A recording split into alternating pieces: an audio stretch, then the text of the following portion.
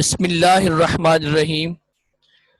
عزیز طلباء، آج ہم حصہ غزل سے ناصر کاظمی کی پہلی غزل کا دوسرا حصہ پڑھ رہے ہیں۔ شعر نمبر 4 ہمارے سامنے ہے۔ تو شریک سخن نہیں ہے تو کیا، ہم سخن تیری خاموشی ہے ابھی۔ شریک سخن کا مطلب ہوتا ہے گفتگو میں شریک ہونا، اور ہم سخن جس سے بات کی جائے۔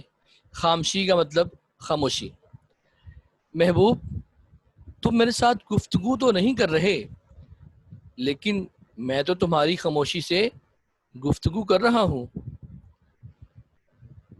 اس شعر میں شاعر یہ بات سمجھا رہے ہیں کہ محبوب کی خاموشی عاشق کے لیے تکلیف دہ ہوتی ہے، کیونکہ جب محبوب سامنے بیٹھا ہو اور وہ اس سے بات چیت نہ کرے تو یہ بات عاشق کے لیے بہت دل جلانے والی ہوتی ہے۔ لیکن شاعر ناصر کاظمی اس شعر میں ہمیں سمجھا رہے ہیں کہ اس مرتبہ عاشق کے ساتھ کچھ ایسا معاملہ نہیں ہے، بلکہ وہ تو اپنے محبوب کو دیکھ کر ہی بہت خوش ہیں۔ بقول پطرس بخاری کے وہ کہتے ہیں کہ دوستی پرانی ہو جائے تو گفتگو کی ضرورت باقی نہیں رہتی۔ شاعر ہمیشہ اپنے محبوب کو دیکھ کے خوش ہوتے ہیں، کیونکہ اظہار لفظوں کے محتاج نہیں، رویے بہت کچھ بتا دیتے ہیں۔ اس لیے کہ یہ عشق کی زباں بھی عجب زباں ہے دوستو، یہ عشق کی زباں بھی عجب زباں ہے دوستو، نظر جھکی رہی مگر کئی سلام ہو گئے۔ شاعر کا کہنے کا مطلب یہ ہے کہ جو ہجرت کی وجہ سے ان سے لوگ جدا ہو گئے تھے وہ ان کو بہت یاد آتے ہیں، تو وہ ان کی یادوں کے ذریعے ہی ان سے بات چیت کر لیتے ہیں۔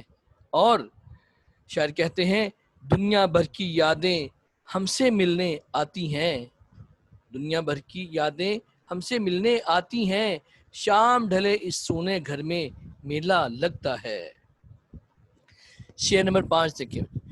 یاد کے بے نشان جزیروں سے تیری آواز آ رہی ہے ابھی۔ اس شعر میں ایک لفظ ہمارے پاس ہے بے نشان جزیرہ، اس کو سمجھیے گا۔ جزیرہ اس جگہ کو کہتے ہیں جو سمندر کے درمیان تھوڑی سی خشک جگہ ہوتی ہے، اسے جزیرہ کہتے ہیں۔ اور بے نشان جو مٹ جانے والا ہو، جس کا نشان باقی نہ بچے۔ مفہوم سمجھے؟ یادوں کی وہ دنیا جس کا تعین کرنا شاید ممکن نہیں ہے، وہاں سے محبوب کی آواز مسلسل آ رہی ہے۔ اصل بات شاعر جو سمجھا رہے ہیں وہ یہ ہے کہ محبوب کی یاد زندگی کا احساس ہے، تو شاعر اپنے محبوب کی یاد کو اپنی زندگی سمجھتا ہے کہ میں جب جب محبوب کو یاد کروں گا مجھے اپنے زندہ رہنے کا احساس ہوتا رہے گا۔ اسی لیے تو کسی نے کیا خوب کہا کہ دل دھڑکنے کا سبب یاد آیا، وہ تیری یاد تھی اب یاد آیا۔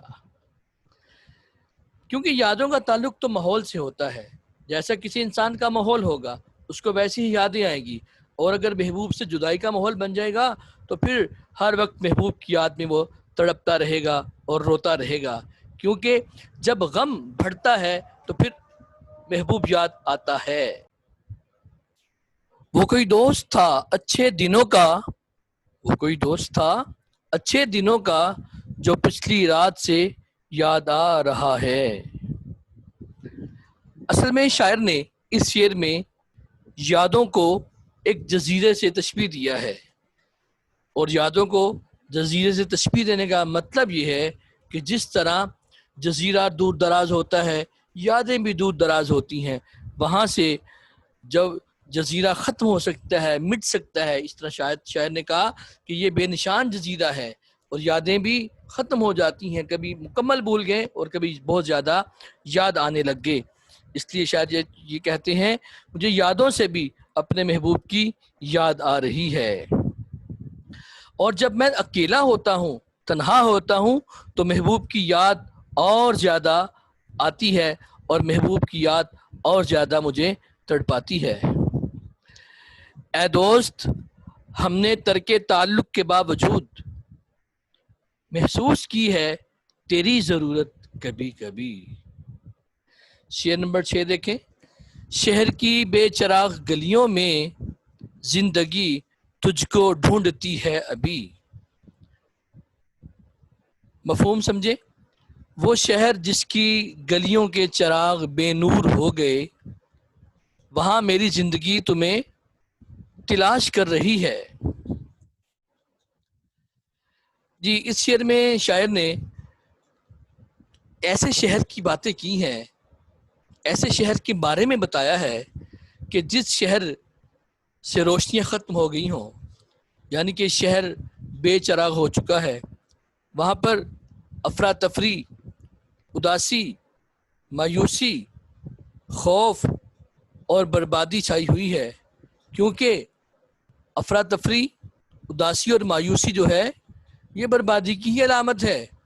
جب کوئی شہر برباد ہوتا ہے تو وہاں پہ لوٹ مار مچ جاتی ہے۔ یہ شہر امبالہ بھی ہو سکتا ہے، کیونکہ شہر امبالہ سے ہجرت کر کے ناصر کاظمی لاہور میں آئے تھے، اور یہ لاہور بھی ہو سکتا ہے۔ اور تحریک آزادی کے وقت ہندوؤں اور سکھوں نے تو خوب لوٹ مار مچائی اور قتل و غارت کیا، ہر طرف انہوں نے تباہی بربادی کر دی، جس کی وجہ سے شہروں کی روشنی اندھیروں میں بدل گئی اور ہر طرف افراتفری، مایوسی، خوف اور بے یقینی چھا گئی۔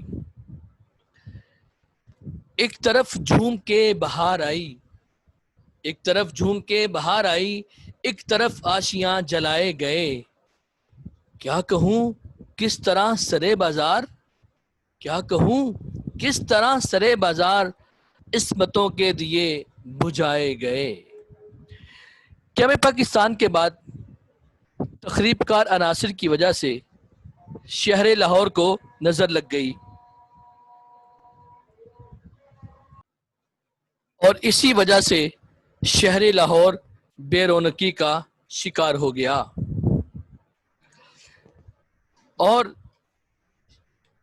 اور شاعر ناصر کاظمی بھی گھر میں رہنا ہی بہتر سمجھتے ہیں۔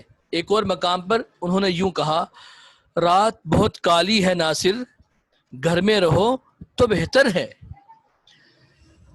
اصل میں شاعر اپنے محبوب اور اپنے دوستوں کو تلاش کر رہا ہے، کیونکہ شاعر کہتے ہیں انہیں صدیوں نہ بھولے گا زمانہ، انہیں صدیوں نہ بھولے گا زمانہ، یہاں جو حادثے کل ہو گئے ہیں، جنہیں ہم دیکھ کر جیتے تھے ناصر، وہ لوگ آنکھوں سے اوجھل ہو گئے ہیں۔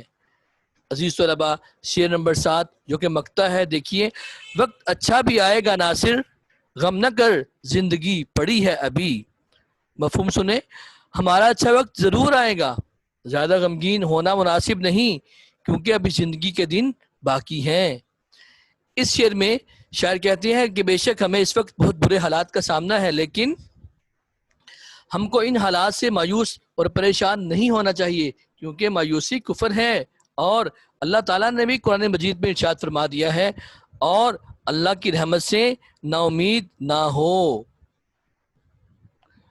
اور شاعر اپنے آپ کو تسلی دیتے ہوئے یہ کہتے ہیں کہ بے شک حالات زیادہ خراب ہیں، وقت اچھا بہت جلد آنے والا ہے۔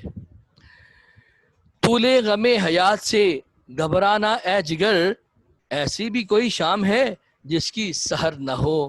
تو بچوں، آج ہم اس غزل کو مکمل کرتے ہیں، انشاءاللہ اگلے لیکچر میں آپ سے دوبارہ ملاقات ہوگی۔